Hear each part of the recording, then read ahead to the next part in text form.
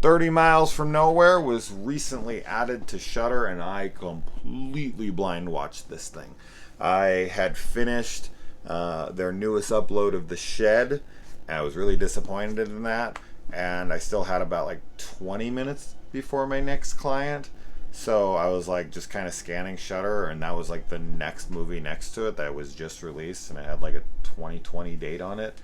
And I was like, fuck it. I'm just throwing it on. I'm not going to look up IMDb synopsis. I'm not going to look at a score. I'm not nothing. I don't care. I'm popping this thing on. So I went in this completely blind. And while this is always, I've talked about this on my channel a lot. These are the kinds of films that I always find the hardest to discuss, because I know that a good majority of people won't like this movie. So even though I personally did like this movie a decent amount, it's a hard recommendation.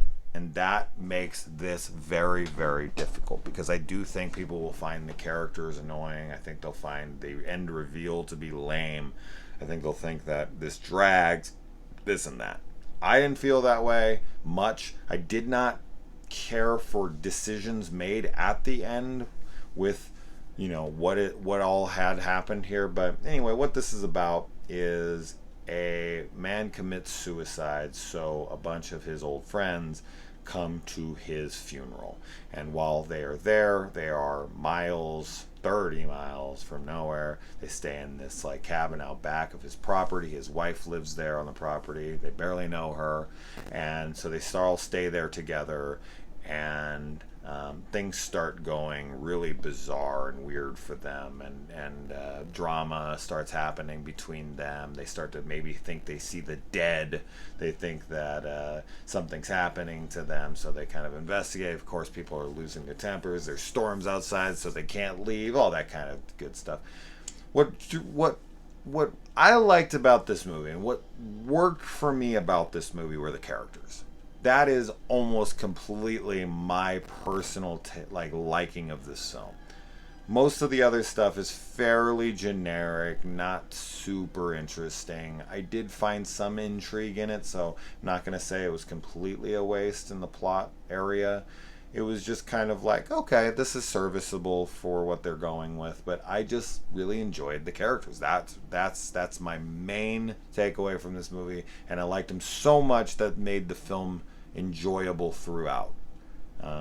There's a few faces that I recognize, but the main one is the dude from Waiting and Even Still Waiting, which is a completely overlooked sequel that a lot of people seem to hate. If they even watched it, most people don't even watch it. And I was like, I watched it and I love it. I love Still Waiting. I think it's so funny, and I love the first Waiting as well. I don't know why people hate the second one so much, but I think Agnew and all these characters are so funny.